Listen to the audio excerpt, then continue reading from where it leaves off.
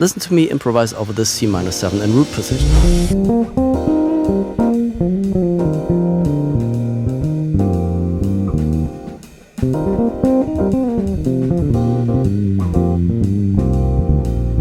Now listen to me improvise over the same C minor 7 again, except this time I'm playing B flat major 7.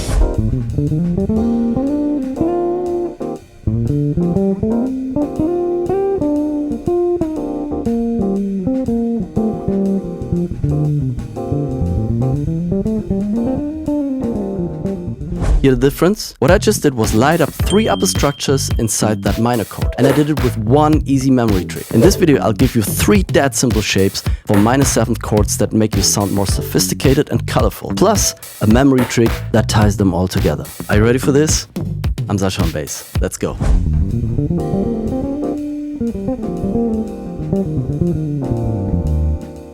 So here's what just happened. Over that C minor 7 I played a B flat major 7 arpeggio and filled it up with notes from the B natural major scale. B flat is the 7th degree of C minor 7, the flat 7, and from there you just play the major 7th shape you already know. Stack it up and look what you get against the C minor 7. The flat 7, B flat, the 9th, D, the 11th, F, and the 13th, A. Flat 7, 9, 11, 13.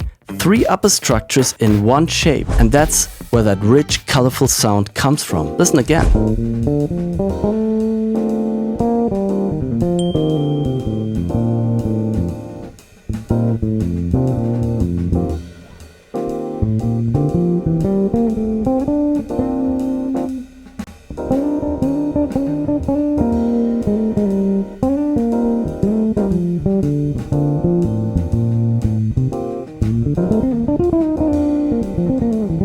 Quick, so we're speaking the same language. Those colors I just added, the 9th, the 11th, the 13th, those are upper structures. You also hear them called tensions, extensions, or options. Different names, but the same thing. Notes that sit 1 octave on top of the basic chord tones that you reach for to taste while you solo. You don't have to play them, they're there. When you want color, gone when you don't. That's the whole game today. Finding where that color already lives inside shapes you already own. And if this is the kind of thing you want more of, I send my best micro lessons on technique, harmony, practice hacks, and mindset of playing like a pro in my free next level ladder. Links below and here. It's free and it's where this stuff goes deep. Now real talk. That B flat shape sounds incredible in a video, but live, when the changes are flying by, your brain freezes and you're right back in the Dorian box. I get it. So here's the shape you can grab when there's no time to think. I had a student from Czech Republic, 20 years on the instrument. 20 years, and in all that time he told me he had never once liked a single solo he played on stage. I showed him this shape. After his next gig, he wrote me to say he just played the best solo of his life. Here it is. Start from the flat 3 of the C minor 7 instead of the flat 7. That's E flat. So play an E flat major 7 and look at what you get. E flat, G, B flat, and D. That's the flat 3, the 5th, the flat 7, and the 9th of C minor 7. You can also fill up this E flat major 7 arpeggio with notes from the E flat Lydian scale.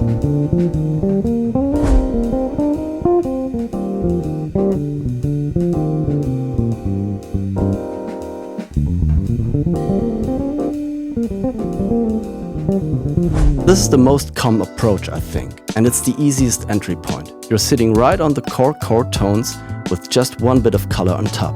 That's the 9th. And as good as that shape is, it's barely as awesome as this next one. Here's a confession. A while back I caught myself sounding boring. I had the technique, I had the years, and my own harmonic sound just felt flat to me. So I went to study with Anthony Muthuraja. Hey guys, how's it going? Anthony Muthuraja here, back with a new video lesson for you all. Because I wanted to go deeper. And the thing that changed everything for me wasn't 100 new ideas. It was one shape. He showed me this one. And here's why it's my favorite. Maybe thinking a major shape over a minor chord still feels like a stretch in real time. For this one, you don't have to, because you stay minor. Play a minor 7th arpeggio starting from the 5th of your C minor 7. That's G minor 7. And it hands you the 9th and the 11th. A gorgeous, rich sound and it might be the easiest one of all to play because you're not doing anything new. You take the exact same minor 7 arpeggio shape that's already in your hands and you just lift it up a fifth. Same shape, new colors. Here I play G minor 7 filled up with some notes of the G natural minor scale over C minor 7.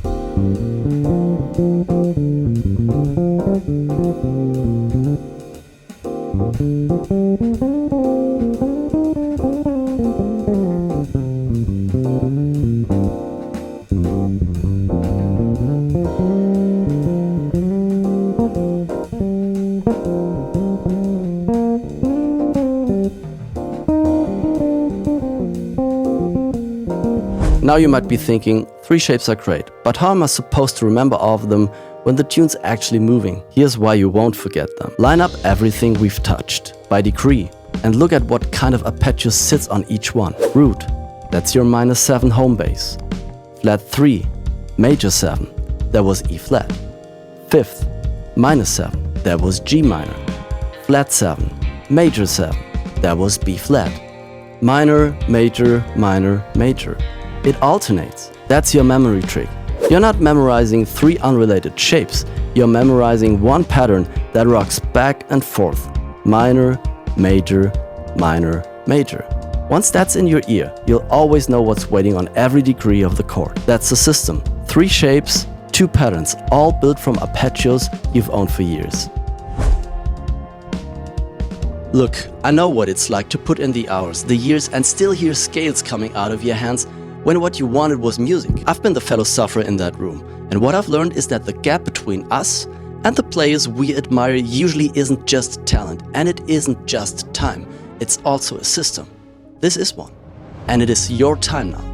If you want to actually get improvisation under your belt, not just understand it, but build it in alongside players doing the same work as you, I'm building my group coaching program, the Tight Club. Right now, a community of players to hang with online, group coaching calls with me, a real curriculum, assignments, and a lot of fun. The waitlist just opened, so if you want to get notified when the Tight Club opens its virtual doors, sign up here or with the link below. See you there, man. And if you want the foundation that makes all 3 of these shapes effortless, playing that minor 7 arpeggio cleanly across the entire fretboard, click right here. That's your next step. Thanks for watching, fellow sufferer. Have a good one and see you next time. Bye.